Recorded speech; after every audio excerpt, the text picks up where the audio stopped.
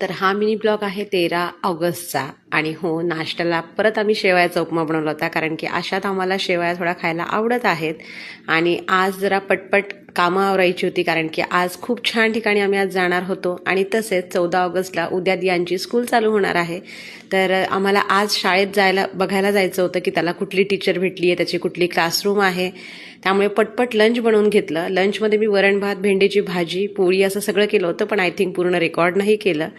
त्यामुळे नाश्ता आणि छानसं जेवण झालंय. आणि 4च्या आधी जायचं होतं, पण आवरता थोडेसे 10-15 मिनटं आम्हाला उशीर झाला. पण नंतर दोन्ही मुलांना एवढी एक्साइटमेंट असते की बाहेर कुठेतरी जायला भेटतंय, त्यामुळे ते खूप खुश होते.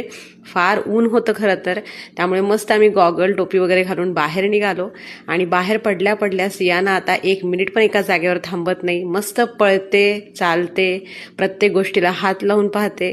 तर तिचं ते ॲज युजल चालू होतं. आणि दियान आता थोडंसं कधी कधी तिची काळजी घेतो, कधी तिचा हात पकडतो, कधीतरी तिला म्हणतो थांब सियाना थांब.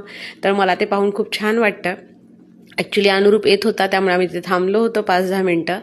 आणि आज खरं तर मी मनाने खूप अशी नाराज आहे, कारण की खूप दिवसानंतर आता दियान शाळेत जाणार. खूप दिवस तो माझ्यासोबत होता, त्यामुळे खूप मला कसं तरी वाटतंय.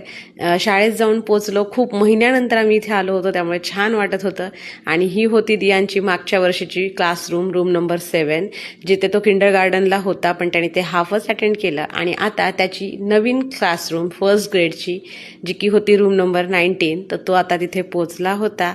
आणि त्याला खूप जास्त ती रूम आवडली होती. तर हो, अमेरिकेमध्ये 1 दिवस आधी असं रूम वगैरे डेकोरेट करून ठेवतात. आणि आता उद्या दियांचा फायनली स्कूलचा पहिला दिवस असणार आहे.